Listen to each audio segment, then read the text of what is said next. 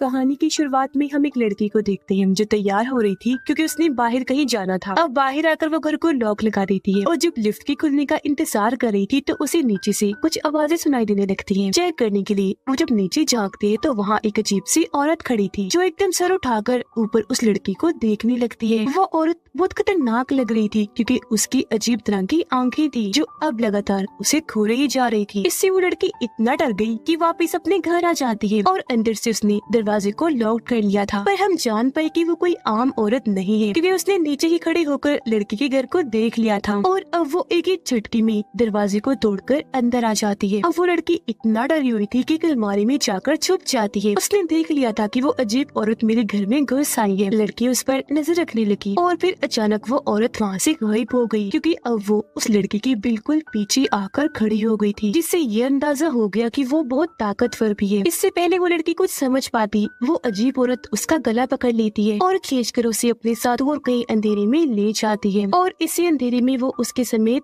समा गई और ये सीन इधर ही कट हो जाता है। अब हम कुछ दिन के बाद का वक्त देखते हैं जहाँ एंड्रे नाम का एक लड़का एक लड़की से किसी काम के सिलसिले में मिलने आया था क्योंकि उस लड़की के पास खास अनोखी ताकतें थी, जैसी वो किसी का दिमाग पढ़ने के साथ साथ लोगों की सोच को भी बदल सकती थी। और एंड्रे ऐसे किसी काम के लिए उसके पास आया था। वो अब अपना मसला बताने लगता है कि मैं अपनी वाइफ का प्यार दोबारा से हासिल करना चाहता हूँ। वो बताता है कि एक बार मेरे घर कुछ गुंडे जबरदस्ती घुस गए जो मेरी वाइफ के साथ बदतमीजी करने लगी। उन्होंने मुझे भी मारना शुरू कर दिया पर यहाँ मैंने बजाय अपनी वाइफ को बचाने की मैं वहाँ से भागकर पड़ोसियों के घर आ गई मदद मांगने क्योंकि मुझे कुछ समझ नहीं आ रही थी कि मैं क्या करूँ। मैं डर गया था। अब इससे पहले गुंडे मेरी वाइफ के साथ कुछ गलत करती मैं पड़ोसियों को लेकर वापस आ गया, जिस वजह से गुंडों को भागना पड़ा। लेकिन इस हादसे का मेरी वाइफ के ऊपर बहुत बुरा असर पड़ा क्योंकि उसने ऐसे में अपने बच्चे को खो दिया। दरअसल उस वक्त वो माँ बनने वाली थी, जिस बात का जिम्मेदार वो मुझे ही कहती है। अब बेशक वो मेरे साथ रह रही है पर हमारे बीच हस्बैंड वाइफ वाला प्यार नहीं, हमारा रिश्ता वैसा नहीं है जैसा होना चाहिए। और तो और मेरी वाइफ उस हादसे के बारे में सोचकर परेशान रहती है। अब यहाँ वो लड़की जिसे एंड्रे मिलने आया था, जिसका नाम मारा था, वो कहती है बस चुप, तुमने बात बता दी, ठीक है, सारी बात बताने की जरूरत नहीं है, तुम जानती हो ना मेरी ताकतों के बारे में, उनके जरिए मुझे सारी बात का पता चल गया है। और अब ये बताओ कि तुम क्या चाहती हो। एंड्रे बताता है कि मैं चाहता हूँ मेरी वाइफ उस दिन के हादसे को पूरी तरह से भूल जाए ताकि हमारा रिश्ता पहले जैसा हो जाए और हम हंसी खुशी एक नई जिंदगी की शुरुआत करें। जिस पर मारा का कहना था कि तुम ऐसा करो, अभी थोड़ा सब्र कर लो, उसे कुछ टाइम दो नॉर्मल होने के लिए, खुद भी समझाते रहो, क्या पता वो ठीक हो ही जाए, लेकिन अगर फिर भी कुछ न बदला तो मेरे पास आ जाना, मैं तुम्हारी मदद कर दूंगी। अब एंड्रे को यहाँ अजीब लग रहा था। वो कहता है कि नहीं, मेरा मूड बदल गया है, मुझे तुम्हारी मदद नहीं चाहिए, अपना मसला मैं खुद हल करने की कोशिश करता हूँ। जो कहने के बाद वो यहाँ से चला जाता है। अब एंड्रे अपनी वाइफ के लिए फोन लेकर गया, अपने प्यार का इजहार करता है कि मेरी जान, मैं तुमसे बहुत प्यार करता हूँ। बड़े प्यार से उसे समझाता है कि पुरानी बातों और उस हादसे को भूल जाओ, मुझे अपनी गलती का पछतावा है, मैं तुमसे माफी मांगता हूँ। पर इन बातों का भी उसकी वाइफ पर कोई असर नहीं होता। वो ठीक से कोई भी जवाब ना देकर उसे थोड़ी बहुत बातें सुनाकर यहाँ से चली जाती है, जिससे वो बेचारा काफी उदास हो गया और अब उसके पास मारा से मदद लेने के अलावा और कोई रास्ता नहीं था। इसलिए वो दोबारा उसके पास आया, जहाँ मारा उसे एक खास किस्म का मशरूम देती है जो एक पौधा होता है और उसे कहती है कि तुम इसे किसी खाने की चीज में मिलाकर अपनी वाइफ को दे देना। इसे खाते ही वो फौरन सारी पुरानी बातें हमेशा के लिए भूल जाएगी, जिससे सब ठीक हो जाएगा। अब मैं तो तुम्हारा काम कर दूंगी, लेकिन इसके बदले तुम्हें भी मेरा एक काम करना पड़ेगा। मैं असल में कुछ महीनों के लिए शहर से बाहर जा रही हूँ, तब मेरे पीछे से तुम्हें मेरे मशरूम्स का ख्याल रखना होगा क्योंकि ये खास किस्म की है जो मुझे बहुत प्यारी है। हर महीने एक आदमी इन मशरूम्स को चेक करने आएगा, तो बोलो मंजूर है। अब एंड्रे को ये शर्त काफी आसान लगी, इसीलिए वो फौरन मान जाता है। अगले दिन वो अपनी वाइफ के केक में उस मशरूम को मिला देता है जो वो खाने वाली थी। वो उसे टेबल पर ही रख के अंदर चला गया क्योंकि उसे ये कंफर्म नहीं था कि ये काम भी करेगा या नहीं। पर खैर केक खाते ही एंड्रे की वाइफ उसके पास आई और उससे प्यार से बात करने लगती है और फिर वही बात करती है जो सालों से एंड्रे सुनने को तरस रहा था, जो वो खुद भी चाहता था। यानी उसकी वाइफ कहती है कि मैं सब कुछ भूलकर तुम्हारे साथ एक नई जिंदगी की शुरुआत करना चाहती हूँ क्योंकि मैंने तुम्हें माफ किया, लेकिन हाँ अब मैं इस घर में रहना नहीं चाहती क्योंकि मेरा यहाँ दम घुटता है।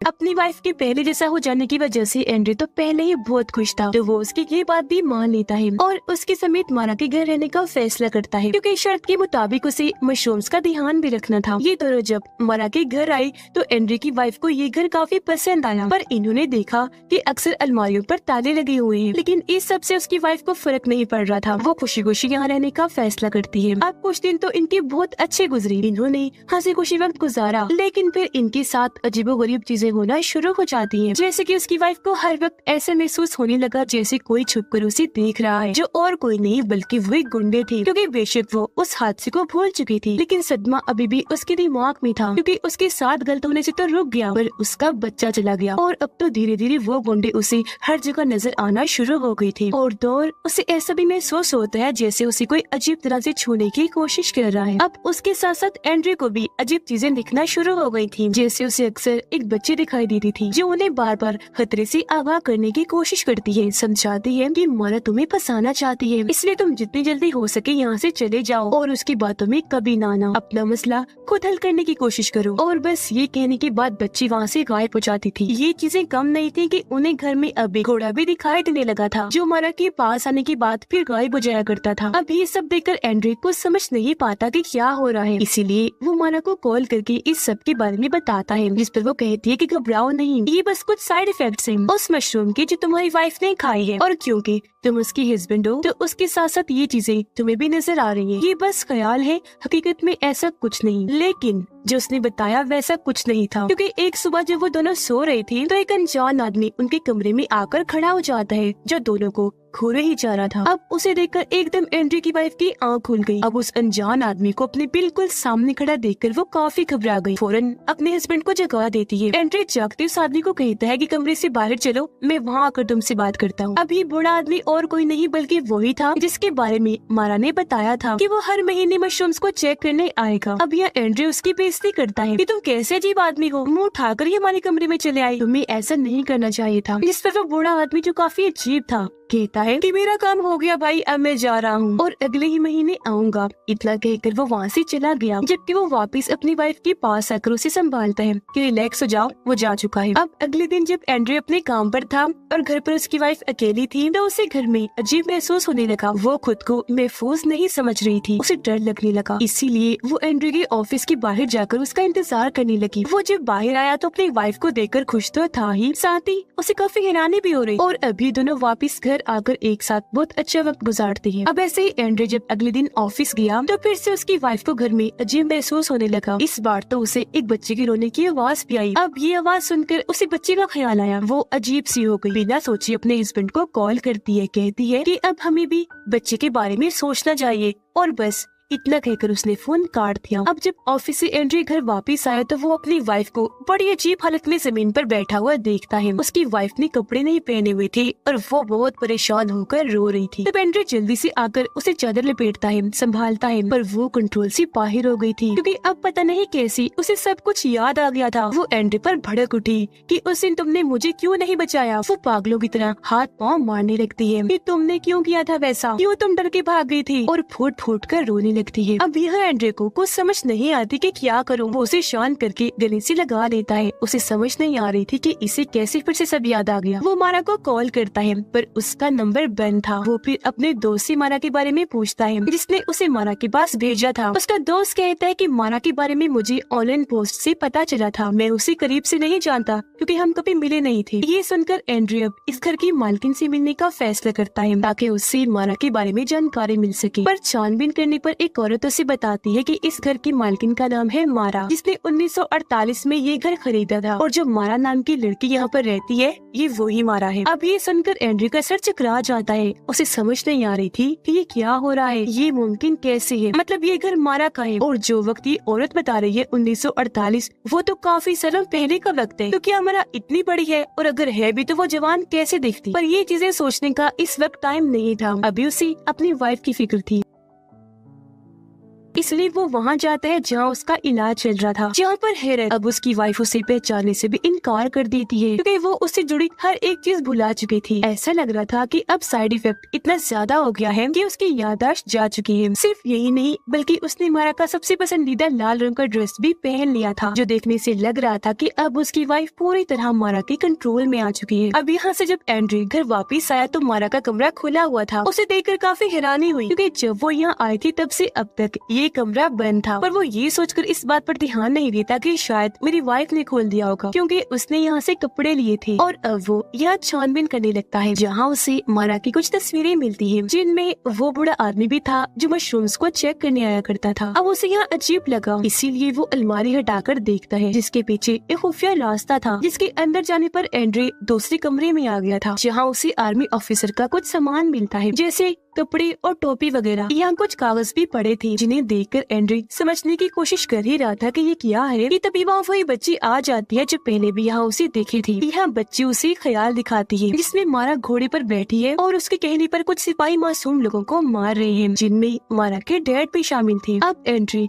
ये देखकर काफी घबरा गया कि मारा इतनी खतरनाक औरत है कि तभी बच्ची उसे ख्याल से बाहर ले आती है। अब एंड्री बच्ची से सवाल करता है कि ये सब क्या था, तो अब बच्ची यहाँ पर मेन बात बताती है कि मारा असल में एक विज यानी चुड़ैल है। यही वजह है कि वो इतने सालों से जिंदा है और अभी तक जवान है, जिसने तुम्हें यहाँ पर अपने जाल में फंसा दिया। अब तुम ऐसा करो, यहाँ से निकल जाओ और फिर लौटकर कभी वापस मत आना, और हाँ, अपनी वाइफ को ढूंढो, उसे लाजमी लेकर जाना। और अब उसकी ये बात सुनकर एंड्रे ऐसे ही करता है। वो अपनी वाइफ को हर जगह ढूंढने लगा पर वो उसे कहीं भी नहीं मिलती, जिसका मतलब वो कहीं गायब हो चुकी थी, जो मारा का ही काम था। तो अब एंड्रे इंटरनेट पर मारा के बारे में और पता करने की कोशिश करता है, लेकिन तभी उसे वो बूढ़ा आदमी याद आया। वो सोचता है कि मैंने मारा के कमरे में उसकी तस्वीर देखी थी जब वो एक टावर के पास खड़ा था। तो अब एंड्रे उस टावर के बारे में इंटरनेट से पता करके वहाँ पहुँच जाता है, जहाँ तलाश करने पर उसे वो बूढ़ा आदमी मिल भी जाता है, पर उसकी हालत कुछ ठीक नहीं लग रही थी। वो एंड्रे को अपनी बातों में फंसाकर उसे अंदर बुलाता है और फिर उसे करंट का झटका लगाकर बेहोश कर देता है। एंड्रे की जब आंख खुली तो वह खुद को एक गाड़ी में पाता है जहाँ वो बूढ़ा आदमी उसे कहीं ले जा रहा था। एंड्रे उससे सवाल करता है कि तुम क्या चाहते हो और मुझे कहाँ ले जा रहे हो, जिस पर बूढ़ा आदमी जवाब देता है कि मेरी वाइफ को मारा ने अपने पास कैद करके रखा हुआ है और अब मैं तुम्हारे बदले में अपनी वाइफ को मारा से छुड़वा लूंगा। यहाँ हमें पता चला कि इस बूढ़े आदमी की वाइफ वही है जिसे हमने शुरुआत में देखा था, जिसे वो डरावनी सी औरत अपने साथ ले गई थी, यानी कि वो अजीब औरत और कोई नहीं बल्कि मारा थी, जो अपना रूप बदल के वहाँ आई थी। अब यहाँ बूढ़ा आदमी सबसे जरूरी बात बताता है कि मारा असल में ऐसी विच है जो उन लोगों को अपने जाल में फंसाने के लिए चुनती है जो अपनी जिंदगी पछतावे में गुजार रहे होते हैं, जैसे कि मुझे इसलिए चुना क्योंकि नशे की हालत में मैं अपनी वाइफ को बहुत मारा करता था, जिस बात का मुझे पछतावा भी हुआ करता था, और इसी चीज का फायदा उठाकर मारा ने मुझे और मेरी वाइफ को फंसा लिया। जिसके बाद बूढ़ा आदमी एंड्रे को लेकर एक अजीब सी जगह पर आ गया जहाँ दीवारों पर बहुत सारी चमकदार मशरूम्स बेलें फैली हुई थी और उन बेलों में उस आदमी की वाइफ जकड़ी हुई थी और बहुत कमजोर डरावनी लग रही थी। वो आदमी अपनी वाइफ को बताता है कि तुम फिक्र न करो, आज इस आदमी के बदले में मैं तुम्हें यहाँ से आजाद करवा लूंगा। अब ये सुनकर उसकी वाइफ को दुख हुआ क्योंकि अपनी जान बचाने के लिए वो किसी और की जान को दाव पर नहीं लगाना चाहती थी, पर मजबूरी है, उसे ऐसा करना पड़ना था। अब तभी यहाँ एक अजीब सी गड्डी से मारा निकल कर बाहर आती है और एंड्रे के पास जाकर कहती है कि बहुत जल्द तुम्हारी वाइफ भी यहाँ आने वाली है। जिसके फौरन बाद हम एंड्रे की वाइफ को घबराया हुआ देखते हैं जो बचकर भाग रही थी। दरअसल उसकी पीछे हुए गुंडे लगे हुए थे, जबकि इधर खतरनाक मारा फिर बूढ़े आदमी की वाइफ को मार डालती है और फिर अपने खतरनाक जादू से वो आदमी को भी बदलने लगती है और उसे एक घोड़ा बना देती है। आदमी तड़पने लगा, जिसके बाद वो इस कमरे को लॉक करके वहाँ से चली जाती है। अब थोड़ी देर बाद एंड्रे की वाइफ गुंडों से भागकर यहाँ आ गई थी, जो काफी डरी सहमी लग रही थी। यहाँ हमें पता चला कि वो अजीब सा कमरा और कहीं नहीं बल्कि मारा के घर में ही है, जिसके अंदर अब आखिरकार एंड्रे की वाइफ आ जाती है जैसा मारा ने कहा था। एंड्रे उसे संभालने की कोशिश करता है पर उसे अपने हस्बैंड में ही एक गुंडा दिखाई देने लगता है, जिससे वो इतना घबरा गई कि खिड़की से कूदकर अपनी जान ले लेती है। एंड्रे भी हैरत से उसे देखता ही रह गया क्योंकि वो बेचारा कुछ कर नहीं पाता। फिर नीचे जाता है उसकी लाश को देखने, जहाँ उसे पता चला कि ये मेरी वाइफ नहीं बल्कि बूढ़े आदमी की वाइफ है जिसे मारा ने मार दिया था। पर एंड्रे को फंसाने के लिए उसकी वाइफ की जगह बूढ़े आदमी की वाइफ की लाश को फेंक दिया ताकि सबको यही लगे कि एंड्रे ने ही उसे धक्का मारा था, जिससे अब वो बुरी तरह फंस गया। पुलिस उसे गिरफ्तार करके ले जाती है। हकीकत तो ये थी कि उसकी वाइफ वहाँ आई नहीं थी, वो तो बस मारा एंड्रे को ख्याल दिखा रही थी उसकी वाइफ का। अब उसे इतना जलील करके भी मारा का दिल नहीं भरा और वो एंड्रे की जमानत करवा लेती है। वो आजाद होकर मारा के घर ही गया, जहाँ पर पूरा ही घर खुला हुआ था। और अब एंड्रे दोबारा से उस अजीब कमरे में आ जाता है जहाँ वो चमकदार मशरूम्स की बेलें थी। यहाँ उसे एक गड्ढा दिखाई देता है जिसके अंदर वो कूद जाता है, क्योंकि उसे लग रहा था कि मेरी वाइफ यही मिलेगी, क्योंकि पिछली बार मारा यहीं से निकलकर उनके सामने आई थी। पर अब गड्ढे से बाहर आने पर एंड्रे एक अलग ही टाइम में आ जाता है जो काफी पुराना वक्त लग रहा था। वो आसपास अजीब तरह से देखने लगा। वो सामने एक घर देखता है जहाँ पर लाइट जली हुई थी, इसलिए अब वो वहीं जाने लगता है। पर यहाँ भी वो छोटी बच्ची आकर उसे रोक लेती है और अपने साथ एक फार्म में लेकर आ जाती है। फिर से एंड्रे को एक ख्याल दिखाती है ताकि वो जान सके कि मारा की कहानी क्या है, उसके साथ हुआ क्या था। तो हम ख्याल में देखते हैं ये वक्त है 1948 का, जब वो छोटी बच्ची थी जहाँ मारा के गाँव पर कुछ सिपाहियों ने हमला कर दिया था, क्योंकि वो गाँव वालों के सभी घोड़े ले जाना चाहते थे। पर गाँव वालों ने ऐसा करने से मना कर दिया, क्योंकि ऐसे उन बेचारों की कमाने का जरिया खत्म हो जाता, उनकी रोजी रोटी छिन जाती। इसलिए सभी गाँव वाले उनसे मिन्नतें करते हैं कि वो ऐसा ना करे, जिस पर सिपाही उनके साथ एक डील कर लेते हैं कि हमें मारा दे दो, जिस पर हम सिर्फ आधे घोड़े ले जाएंगे। अब सारे गांव वाले यहाँ तक कि उसके डैड भी इस डील के लिए मान गए, जिस पर सिपाही मारा को उठाकर अपने साथ ले गए, साथ आधे घोड़े भी और आधे गांव वालों के पास ही रहने दिए। जिसके बाद वो मारा को उसी घर में ले आए जहाँ अब वो रहती है, और वहाँ उस पर बहुत जुल्म किए गए, जिस वजह से मारा को बहुत गुस्सा आया और उसने अपने गाँव वालों से बदला लेने का फैसला किया, जिसके लिए उसने काला जादू सीखा और वो बन गई एक विच। और फिर इसी जादू की मदद से उसने सभी सिपाहियों को अपने कंट्रोल में करके गांव वालों पर हमला करवा दिया और अपने डैड समेत सभी लोगों को मरवा दिया। और अब क्योंकि वो विच बन गई थी, तो बुरा होने की वजह से उसने बहुत सारे शादीशुदा लोगों को अपने जाल में फंसाया, जिसके बाद वो उन्हें मार दिया करती थी। कपल्स में से वो लड़की को तो बहुत बुरी मौत देती थी, जबकि हस्बैंड्स को अपनी खतरनाक ताकतों से घोड़ा बना दिया करती थी और फिर उनका मांस खा लिया करती थी, जो उसे बहुत पसंद था, जैसा उसने बूढ़े आदमी के साथ किया। क्योंकि उस जैसे और एंड्रे जैसे लोगों को ही वो टारगेट बनाती थी, जो अपनी जिंदगी पछतावे के साथ गुजार रही होती थी, क्योंकि उनकी पछतावे से ही वो और ताकतवर बन जाया करती थी। यही वजह है कि वो अब तक जिंदा और जवान है, जो अलग अलग रूप भी बदल सकती है। अब ये ख्याल देखने के बाद एंड्रे दोबारा से उस घर की तरफ बढ़ने लगा जिसके अंदर उसकी वाइफ और मारा रह रही थी। उसकी वाइफ बाहर आई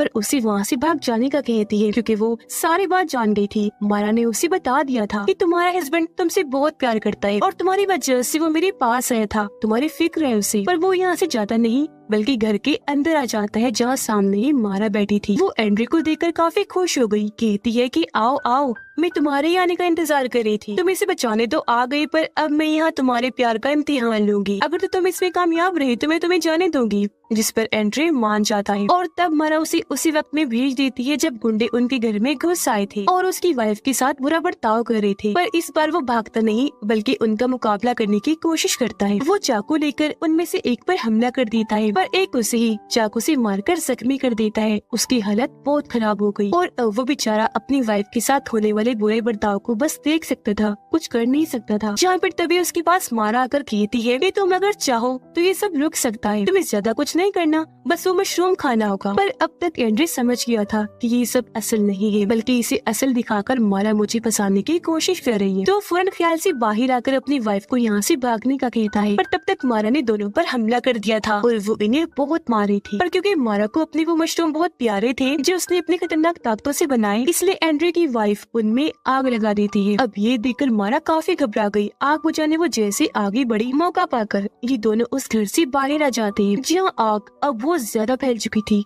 चारों तरफ। और अब वो छोटी बच्ची इन दोनों को वहाँ से निकालने में मदद करती है और खुद उस घर में आकर दरवाजा बंद कर लेती है और मारा के साथ ही जलकर मारी जाती है। अब यहाँ हम जान पाए कि वो छोटी बच्ची असल में मारा का ही बचपन का रूप था, यानी कि उसकी आत्मा। और क्योंकि वो छोटी मारा थी, बच्ची थी, तो उसका दिल साफ था, इसलिए तो वो हर वक्त एंड्रे और उसकी वाइफ को बचाना चाहती थी। इसलिए अब उसने दोनों की पूरी तरह से जान बचाने के लिए अपनी कुर्बानी दे दी। मारा के साथ खुद भी जलकर खत्म हो गई। उधर एंड्रे और उसकी वाइफ उसे गड्ढे के जरिए ये बाहर निकल आती है। यहाँ वो काफी जख्मी था, जिसके गले से लगकर उसकी वाइफ बहुत रोती है और अब वो उसे माफ कर चुकी थी और यह सब भुलाकर अपने को शायद जिंदगी की शुरुआत करने का फैसला करती है। इनकी जिंदगी अब सच में अच्छी हो जाए और इन्हें अब मारा जैसे लोगों का सहारा भी नहीं लेना पड़ेगा, जिनका नाजायज फायदा उठाएं। उसकी वाइफ एंड्री को सहारा देकर यहाँ से ले जाने लगी और इसी हैप्पी एंडिंग के साथ ही ये फिल्म इधर ही खत्म हो जाती है।